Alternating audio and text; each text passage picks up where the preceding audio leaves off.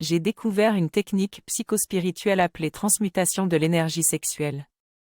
Cette énergie, qui était destinée à la reproduction à l'origine, est aujourd'hui souvent utilisée à des fins de plaisir, ce qui dilapide notre énergie vitale.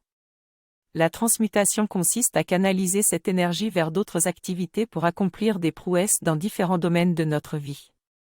J'ai remarqué que les personnes qui ont une vie sexuelle intense ont souvent moins de succès dans d'autres domaines.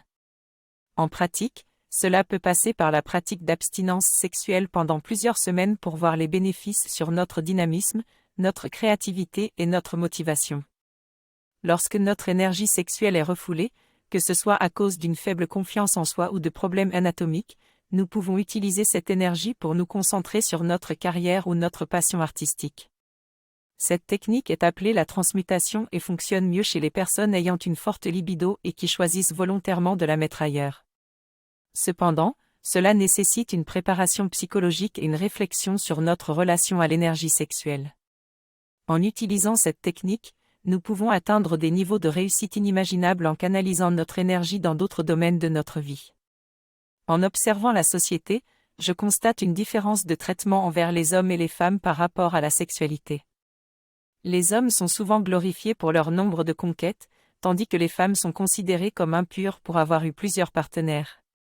Ce traitement injuste provient en grande partie d'une idée préhistorique selon laquelle l'homme est conçu pour donner sa semence le plus souvent possible à plusieurs femelles, tandis que la femme est le creuset de la vie et doit supporter l'enfant pendant 9 mois.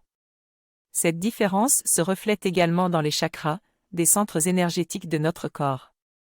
Le premier chakra, de couleur rouge, est celui de la sexualité reproductive, tandis que le deuxième chakra, de couleur orange, est celui de la sexualité du couple et symbolise l'amour. Cette différence anatomique explique en partie pourquoi les hommes ont tendance à être plus portés sur le sexe sans amour et pourquoi les femmes sont plus enclines à considérer le sexe comme le fruit d'un amour sincère. Bien que ces différences soient immuables, il est important de les accepter et de se considérer avant tout comme des animaux.